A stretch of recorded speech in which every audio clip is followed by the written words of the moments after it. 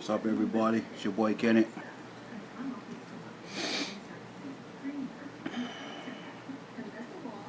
I was talking to somebody today, and we was fellowshipping, and the person told me, you have a very unique way of preaching. When you speak, I can feel what you're speaking. So I told him, when I came to Christ, I told God, if I'm gonna be a representative, I'm going to speak the way I speak.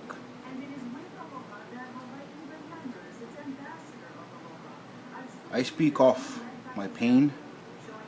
I speak off my struggles. I speak off my hardships. Everything that I've been through, I speak off of that. And the person was telling me, bro, that's so real, bro. That's so real. That's so true, bro. We gotta be like that. He just told me, thank you for not being like everybody else. And I said, I wasn't designed to be like anybody else. I was designed to be me. So why am I gonna speak the way other people speak? I speak the way I speak because I speak about what I went through and what God helped get me through. That's what I speak about.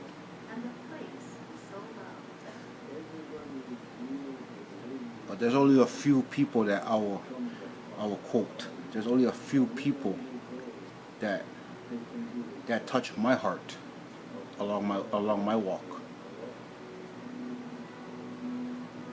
And one of those guys was Tupac. Put aside his songs. If you listen to his messages through his interviews, he was preaching a message through his interviews. And there was one that caught my attention, and a lot of people say that they can hear me saying it, because I believe it in my heart too. I'm not saying that I'm going to rule the world or change the world, but I guarantee you I can spark the brain that will.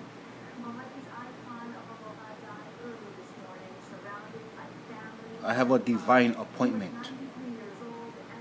I have a time limit. I have an expiration date on this planet before I go up to heaven and live for God eternally.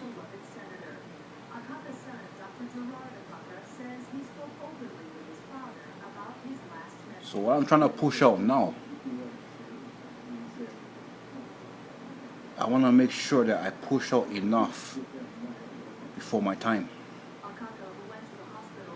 Because when God calls my name, when God pulls my number, that's it.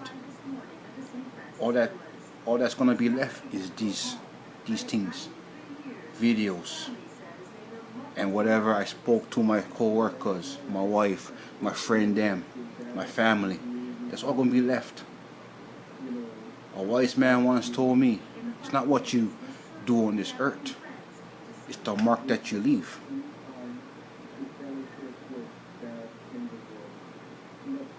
I was reading Psalms today. Like my uncle told me to read Psalms. So I was reading Psalms, and it hit me in Psalms 25, verse 16 down. It says, turn yourself to me and have mercy on me, for I have desolated and afflicted. The troubles of my heart have enlarged. Bring me out of my distresses. Look on my affliction and my pain, and forgive all my sins. Consider me, and consider my enemies, for they are many, and they hate me with cruel hatred. Keep my soul and deliver me. Let me not be ashamed, for I put my trust in you.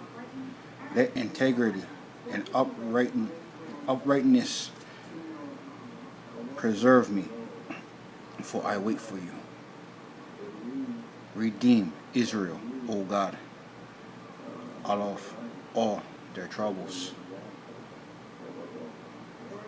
My whole life, I told my sisters, don't follow me.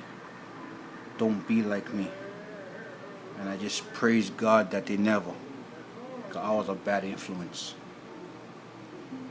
But what happens when God takes you out of that position and puts you into another position and tells you to lead my people out of their sins, lead people out of Israel or Egypt, and bring them to the Holy Land? What happens when God do that? The same people you said to don't follow me, now God wants you to tell them to follow you. I scratched my head. I'm like, God, I spent most of my life telling my sisters and my younger cousins, don't follow me. And now you want me to tell them to follow me. Only because now I follow the Lord.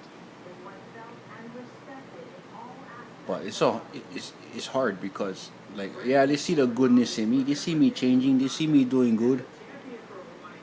But is that enough to convince them? Because what I embedded into their heart, into their mind all these years was not to follow me. But now God is saying, lead my people out. So I had to go backtrack and read about Moses. How Moses was chosen to lead the people out of Egypt into the promised land of Israel.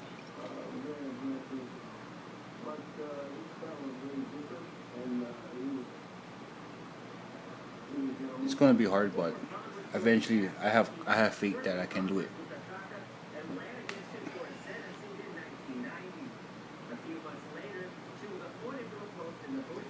I've been doing a lot of work after my grandpa's celebration of life. I've been doing a lot of work, a lot of planning, a lot of strategizing, a lot of blueprints in my mind, in my heart. Writing things down, figuring out how I can make this happen in my life that I have now. And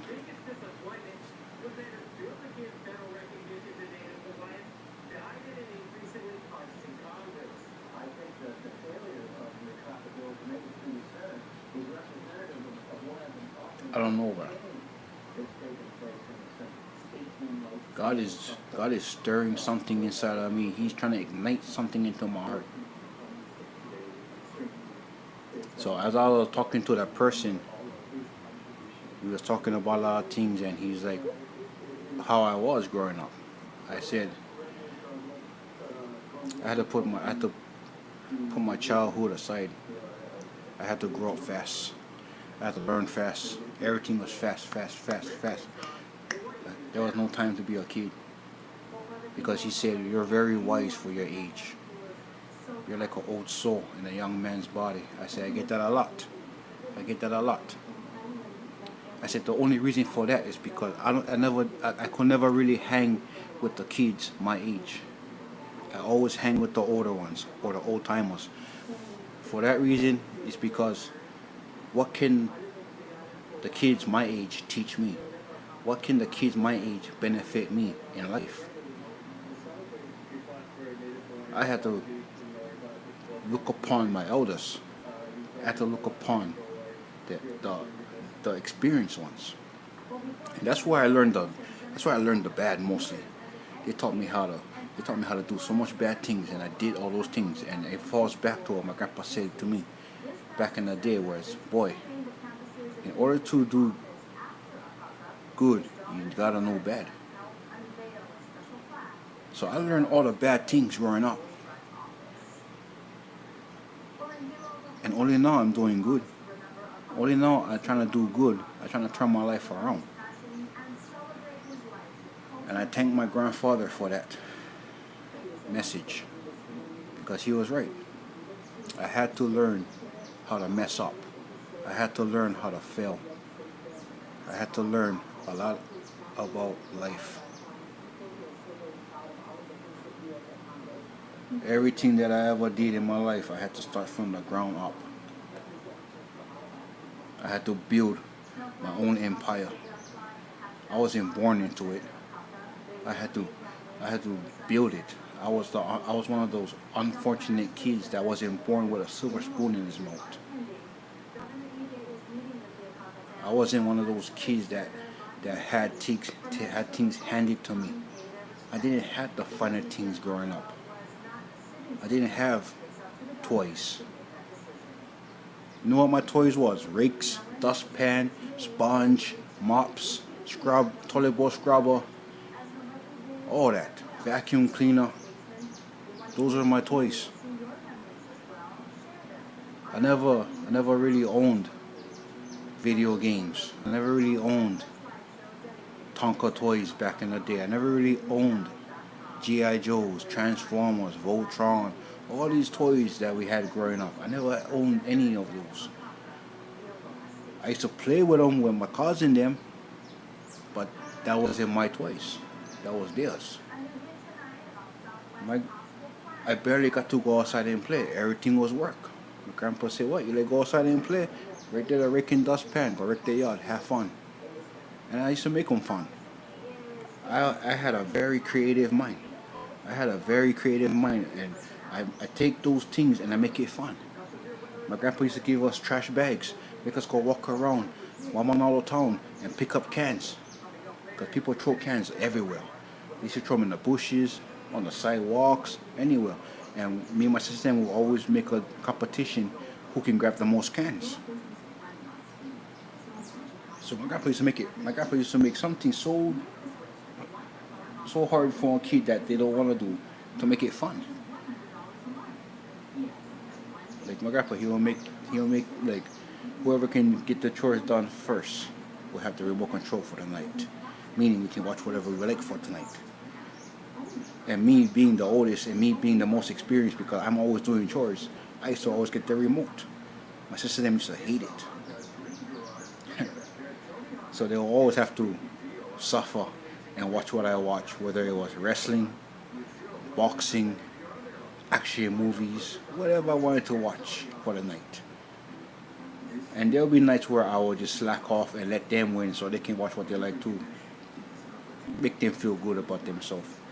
I mean, sometimes you gotta sacrifice, just because you know how to do more than the others. Sometimes you just gotta step aside and let somebody else shine and let them have their fun. So my sister and them would be excited when they beat me in their chores and one of them have their remote for the night and they can watch whatever they wanted. Chick flicks, whatever. VH1 or whatever show they wanted to watch, and I'll have to suffer and watch it like, oh my goodness, what did I get myself into? But just to see the joy on their face made me happy. Just to see them happy was worth the while.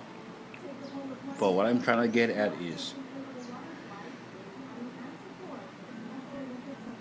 my grandfather had a unique way of speaking. I have a unique way of speaking. What I've been through, what I've seen, and what I did built my ministry. I said, God, don't make me sugarcoat anything. Don't make me tell people what they want to hear. Help me to speak the truth. Help me to speak the life. Help me to show them the way Jesus did. Because everything that I try to do, everything that I try to say is true. Christ suffered. Christ suffered, I suffered, you suffered. And we all speak through that. Be a helping hand, be blessed and be a blessing. Don't ask for anything in return, but you help the person. You help somebody, you don't ask for anything in return. Because if you lend money to somebody, saying if somebody said, "Oh, I can borrow," so if you're giving that person money and they give them back to you later on, that's not being blessed. You're just doing business. Many people ask me, Kenneth, may I borrow something? What is borrow? How much you need? I need $100. Let me see how much I get. I look at my wallet.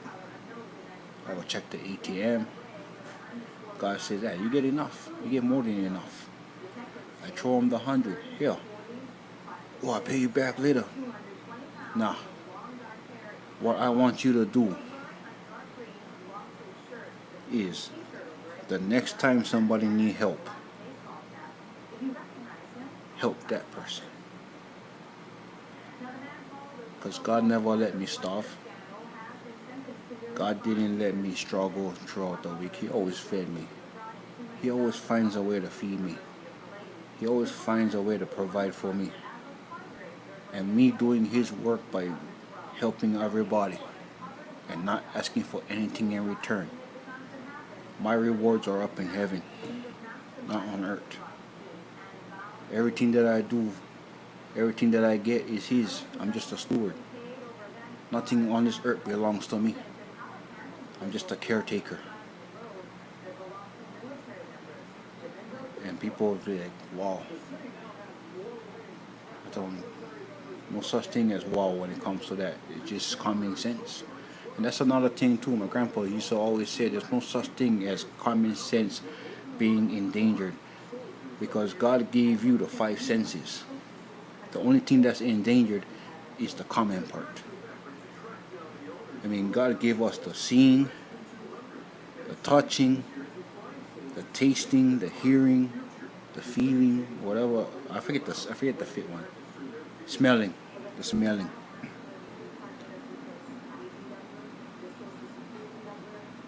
To me, number 6 is the thinking. Nobody can think like you. Nobody can come up with things like you. Common sense things. The common sense things. God bless us with the 5, but nobody uses this half the time. Nobody uses this half the time. My grandpa was very smart. He was a wise man, and I'm just blessed that I picked up on those things. I just blessed that I got to be mentored by him, and what he taught to me, I can teach other people. Jesus said to be fruitful. Share the wealth. Share the wealth.